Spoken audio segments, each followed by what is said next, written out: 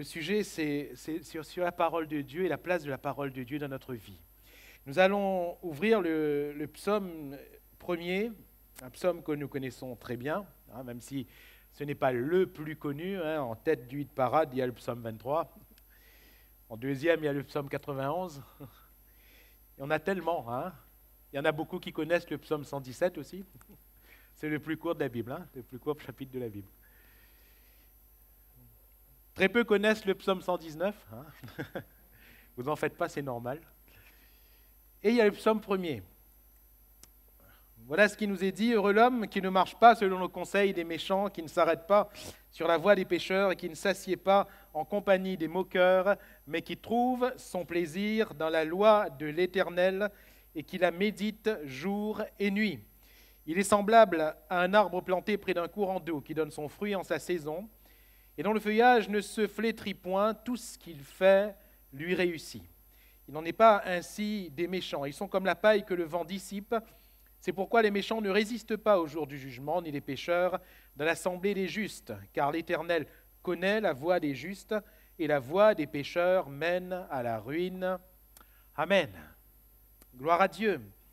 Alors, nous allons être simples ce soir, non pas parce que ce que nous allons partager n'a pas de profondeur, nous n'allons pas bâcler, mais le temps nous oblige à bien surveiller le timing.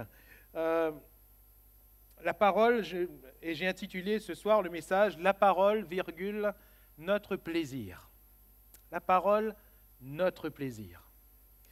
Pourquoi la parole doit faire le plaisir du chrétien? Hier soir, nous avons partagé ce texte de l'épître de Pierre, où Pierre va dire désirer, comme un enfant nouveau-né, le lait spirituel et pur de la parole. Désirer. Et là, on retrouve cette idée dans cette affirmation qui trouve son plaisir dans la loi de l'Éternel. Cet homme est heureux. Alléluia. L'homme qui trouve son plaisir dans la loi de l'Éternel, le psalmiste nous dit que cet homme est heureux. La femme qui trouve son plaisir dans la loi de l'Éternel, le psalmiste nous dit que cette femme est heureuse. Oh, vous connaissez certainement l'anecdote que je vais vous raconter assez rapidement, puisqu'elle est très très connue. Il y a plusieurs années de cela, d'un homme, alors que ça ne faisait pas très longtemps que l'automobile avec le moteur thermique venait d'être inventé. Un homme assez riche venait de s'acheter une belle Ford, un véhicule de la marque Ford, et il était en train de rouler à bord de ce véhicule, et tout d'un coup, il sent que la voiture commence à faire un bruit et que la voiture s'arrête. Hop, la voiture tombe en panne. Alors, il ne comprend pas, il a bien compris le principe, il s'était renseigné, alors il commence à regarder un petit peu au moteur, il ouvre le capot, il regarde le moteur, il commence à tourner les choses, ça et là, il réessaye, la voiture ne repart pas. Elle ne repart pas, elle ne repart pas. Après de longues minutes, un autre homme le croise à bord, lui, cet autre homme, d'une Ford également, d'une très belle Ford, et ce monsieur qui était quand même bien mis, qui était en costume, qui avait un beau chapeau, il va sortir de sa Ford en disant à l'homme qui était en panne, mon ami, tu es tombé en panne? L'autre il dit oui, et ça fait un long moment que j'essaie de repartir, mais ça ne repart pas. Alors l'homme qui était là pour porter assistance, il va dire, si vous permettez, laissez-moi simplement jeter un coup d'œil. L'homme a dit, allez-y. Il a regardé là le moteur, il a dit, il a touché juste un coin du moteur avec son doigt, il a tourné juste là, une chose toute simple, et il va dire maintenant démarrer.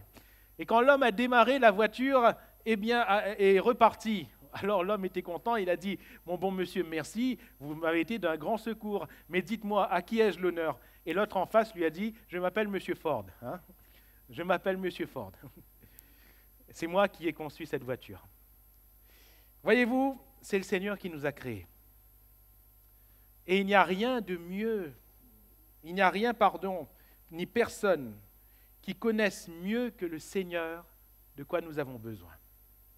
Et si le Seigneur, au travers du psalmiste, de la parole inspirée de Dieu, va dire que l'homme n'est heureux que lorsqu'il trouve son plaisir dans la loi de l'Éternel, c'est parce que Dieu l'a créé ainsi. Souvenez-vous dans le livre de la Genèse, quand Dieu crée l'homme et la femme à son image, à sa ressemblance, il ne crée pas l'homme et la femme avec une philosophie de vie, il ne crée pas l'homme et la femme avec des règles, il ne crée pas l'homme et la femme avec des biens matériels, avec telle ou telle chose qui serait censée les rendre heureux. Il n'y a qu'une chose qu'il donne à l'homme et à la femme. Il donne une parole. Une parole. Vous pourrez manger de tous ces arbres. Et quant à l'arbre du fruit de la connaissance du bien et du mal, vous n'y toucherez pas. Et il donne une parole. Et tant que l'homme marchait selon la parole du Seigneur, l'homme était heureux. Et regardez à ce jardin d'Éden, combien l'homme est heureux, combien la femme est heureuse. Il n'y a pas plus heureux qu'eux. Il n'y a pas de malheur là, il n'y a pas de choses qui viennent troubler l'harmonie paisible qui règne dans ce jardin jusqu'à ce que l'homme désobéisse à la parole de Dieu. Et c'est pour cela que le psalmiste ramène ce qui est essentiel. Ce qui est essentiel pour nous, mes frères et mes sœurs, c'est la parole de Dieu. Et ce qu'on va en faire. Avant même de parler du Saint-Esprit, avant même de parler des dons spirituels, avant même de parler du fruit de l'Esprit, des charismes ou autre chose, avant de parler de signes, de prodiges, de miracles, avant de parler de service, avant de parler de ministère, frères et sœurs, ce qui est important pour la marche chrétienne, c'est la parole de Dieu. Heureux l'homme qui trouve son plaisir dans la loi de l'Éternel. Et la parole de Dieu est notre plaisir. Et en étant notre plaisir, bien sûr, je vois dans ce texte que la parole de Dieu, c'est vraiment notre cœur. Jésus va dire que là où est ton trésor, là aussi sera ton cœur. Si on fait réellement de la parole de Dieu notre plaisir, là sera notre cœur. Verset 2, donc, l'homme qui trouve son plaisir dans la loi de l'Éternel, qui la médite jour et nuit. Vous savez, on ne peut jamais forcer quelqu'un à aimer, n'est-ce pas? L'amour est volontaire. L'amour est impulsé par une attirance. Quand, on aime, le jeune homme aime une jeune fille, ou la jeune fille aime un jeune homme. Je me souviens, lorsque j'ai vu celle qui allait être mon épouse pour la première fois, personne ne m'a forcé à l'aimer. Non, il y aurait eu un problème, pas vrai? Personne ne m'a forcé à être attiré par elle, personne. C'est quelque chose qui se fait naturellement. C'est parce qu'on a une inclinaison dans notre cœur à. Et ça se fait naturellement. Il n'y a aucune mécanique qui se met en marche. Ce n'est pas industriel l'amour, hein? Non, c'est là, c'est dans le cœur, et ça se développe. De la même manière, il est parlé de celui qui trouve son plaisir dans la loi de l'Éternel. Et mes frères et mes sœurs, la question que je dois me poser simplement, avant d'aller plus loin, est-ce que la parole de Dieu m'attire? Est-ce que mon cœur est attiré par la parole de Dieu, hein? Du verbe attirer, vous avez déjà vu 2 aimants, hein? Quand vous mettez les pôles, bien sûr, nécessaires à cela, l'un en face de l'autre, les mots, paf, ça s'attire. Est-ce que nous sommes attirés? Est-ce que je suis attiré par la parole de Dieu? Est-ce que quand je me lève le matin, je désire la parole de Dieu? Est-ce qu'à tout moment de la journée, la parole de Dieu est dans mon cœur? Celui qui la médite jour et nuit, la version parole vivante nous dit celui qui la repasse dans son cœur jour et nuit. L'attirance. Et vous voyez, le Seigneur, il ne nous force pas à faire cela, il ne nous forcera jamais. Mais le chrétien, c'est celui qui aime la parole de Dieu. Alléluia. Et l'amour est là. Ça ne s'explique pas. Ça ne s'invente pas, ça ne se force pas. Le chrétien, celui qui est né de Christ, celui qui est né de Dieu, par Jésus-Christ, il aime la parole de Dieu. Son cœur est là. Alléluia. Et ne me demandez pas de vous expliquer, ce n'est pas une formule chimique. C'est là, qui trouve son plaisir dans la loi de l'Éternel, qui la médite jour et nuit. Alors, ce processus de l'amour, il est merveilleux, parce que au départ, on ne le provoque pas. Mais vous serez tout aussi d'accord avec moi pour dire que si nous ne le provoquons pas, nous le nourrissons, n'est-ce pas? Faute de bois, le feu s'éteint. Et même s'il y a eu le plus beau coup de foudre entre un jeune homme et une jeune fille, je ne crois pas trop au coup de foudre, moi personnellement, ça c'est moi. Mais admettons qu'il y ait eu la plus belle des rencontres, la plus belle des demandes en mariage avec un genou à terre, avec une jolie rose. Demain c'est à Saint-Valentin, non après-demain. Même admettons qu'il y ait eu la plus belle histoire. Si l'amour n'est pas nourri, il s'éteint. Il s'éteint. Si au quotidien on ne nourrit pas l'amour, tôt ou tard il s'éteint. Qui trouve son plaisir dans la loi de l'Éternel, il n'est pas seulement parlé de notre rencontre avec le Seigneur et de l'amour qu'on a eu pour sa parole, mais il est parlé de l'amour de cette parole que l'on va nourrir quotidiennement. Alléluia. Et là encore, ce n'est pas forcé, non. C'est un amour nourri. Faute de bois, le feu s'éteint. Plus on met le bois, plus le feu va grandir. Plus, on va se dire, Seigneur, je t'aime, Seigneur, j'aime ta parole. Le matin, on va se discipliner. On va faire tout, on va mettre les choses de côté, on dit là c'est le temps que... Vous savez, c'est pareil avec son épouse, avec son époux. On peut avoir des sentiments, mais si on n'est pas discipliné, comprenez ça, chers maris, comprenez ça, chères épouses. Si on n'est pas discipliné en disant non, là dans la semaine, c'est vrai, là je travaille, c'est vrai, là je suis occupé, c'est vrai, là je vais sortir, mais là, je prends ce temps pour ma femme. Chaque jour, je prends ce temps pour mon épouse, ou bien je prends ce temps pour mon époux. Si on ne se discipline pas, on n'a jamais le temps, et l'amour va s'éteindre.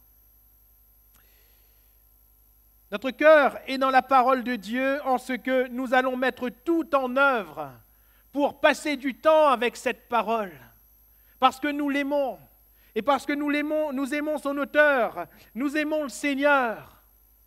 Nous passerons du temps avec cette parole, nous la méditerons, nous passerons du temps à la lire, nous passerons du temps à y réfléchir, nous passerons du temps à l'appliquer. La parole de Dieu est donc là, notre cœur, et il doit toujours constituer le lieu où est notre cœur. Là où est ton trésor, là aussi sera ton cœur. Certains ont laissé leur cœur dans les dons spirituels. Ils ne cherchent que ça. Certes, l'apôtre va dire « aspirer aux dons les meilleurs ». Nous sommes d'accord, il faut y aspirer. Mais notre cœur ne doit pas être premièrement dans les dons spirituels. Il doit être premièrement dans la parole de Dieu. D'autres ont laissé leur cœur dans leur service. Ils ne vivent que pour leur service. C'est beau de servir le Seigneur au travers d'une tâche dans l'église ou autre. C'est beau. Mais notre cœur doit être avant tout dans la parole de Dieu, pas dans le service. Alléluia. Même certains hommes de Dieu ont laissé leur cœur dans leur ministère. Leur titre était plus important que tout. L'autorité qu'ils avaient, la place qu'ils avaient dans l'église ou auprès des gens était plus important que tout, mes frères et mes sœurs. Notre cœur, même en tant que ministère, doit être dans la parole de Dieu. Premièrement, dans la parole de Dieu. Alléluia. C'est là qu'est notre cœur. À partir de là, si la parole de Dieu est notre plaisir, si là est notre cœur, là aussi seront toutes nos voies. Vous avez vu, au verset 4, il est dit que l'Éternel... Au verset 6, l'Éternel connaît cette voie, il connaît la voie des justes. Le juste, c'est qui? Le juste, c'est celui qui marche selon la parole de Dieu. Le juste est le contraire, du méchant, du pécheur et du moqueur, décrit au verset 1er. Il nous est parlé aussi d'une voie là. La voie des pécheurs mène à la ruine, nous dit la conclusion de ce texte. Mais au verset 1er, il nous est décrit le fait de marcher selon le conseil des méchants, le fait de s'arrêter sur la voie des pécheurs, le fait de s'asseoir en compagnie des moqueurs. L'Éternel n'est pas dans cette voie-là. Cette voie-là mène à la ruine. Le méchant, le pécheur, le moqueur, quel est-il? Eh bien, mes frères et mes sœurs, c'est l'homme naturel. C'est ce que nous sommes. La Bible ne dit-elle pas que notre cœur, il est méchant par-dessus tout? Le méchant, En réalité, c'est nous, naturellement. La Bible ne dit-elle pas que tous sont péchés et tous sont privés de la gloire de Dieu? La Bible ne nous décrit-elle pas comme étant des moqueurs, c'est-à-dire de ceux qui s'élèvent contre Dieu? C'est ce que nous sommes. C'est dommage quand même, lorsqu'en tant que chrétien, on va plus écouter les conseils des hommes que le conseil de Dieu. Lorsque l'on va plus marcher selon des traditions d'hommes que selon la parole de Dieu. Lorsqu'on va plus obéir aux principes d'hommes qu'aux principes de Dieu. Ce qui est important, frères et sœurs, ce n'est pas de marcher selon le conseil des méchants, mais c'est de marcher selon le conseil de Dieu, la voie de la parole. Alléluia. C'est de ne pas s'arrêter sur la voie des pécheurs. C'est de s'arrêter sur la voie de Dieu, de ne pas s'asseoir en compagnie des moqueurs et de s'asseoir en compagnie du Seigneur.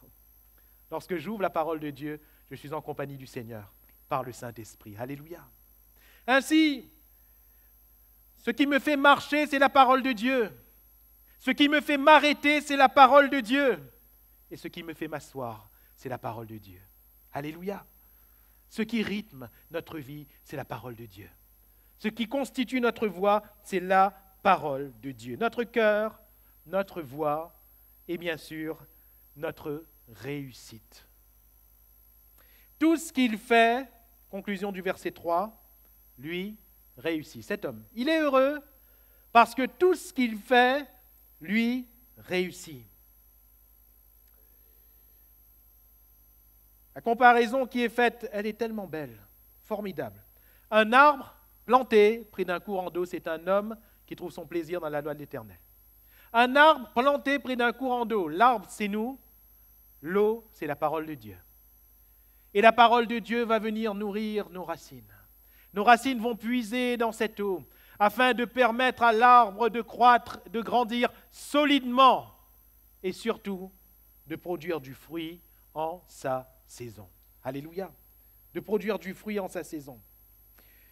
Cet arbre donc est planté près d'un courant d'eau, il donne son fruit.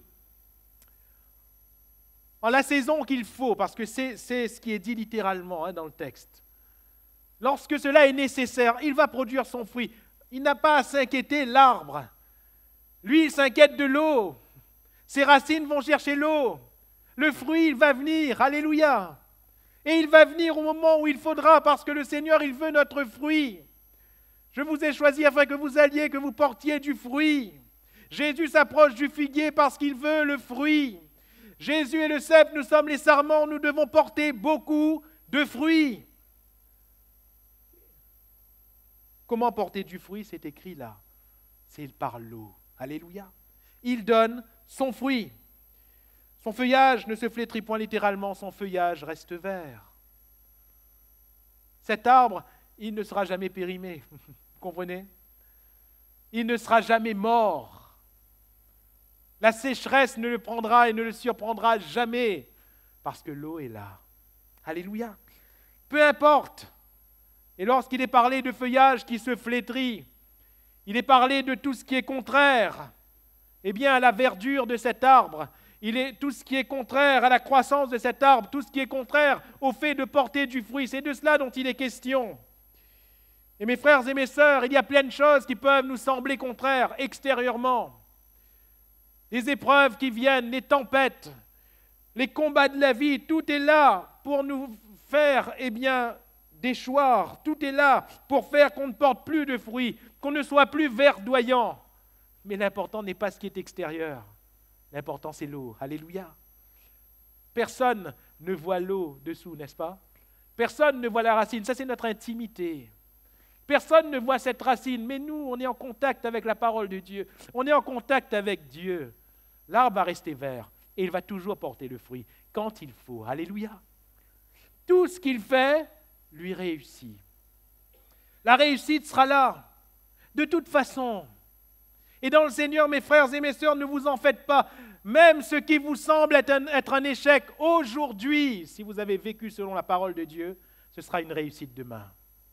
Le Seigneur, c'est ce qui est écrit, c'est ce que Paul va dire, toute chose concourt au bien de ceux qui aiment Dieu. Alléluia. De ceux qui aiment. qui trouvent son plaisir, de ceux qui aiment Dieu. Toutes choses concourent à leur bien.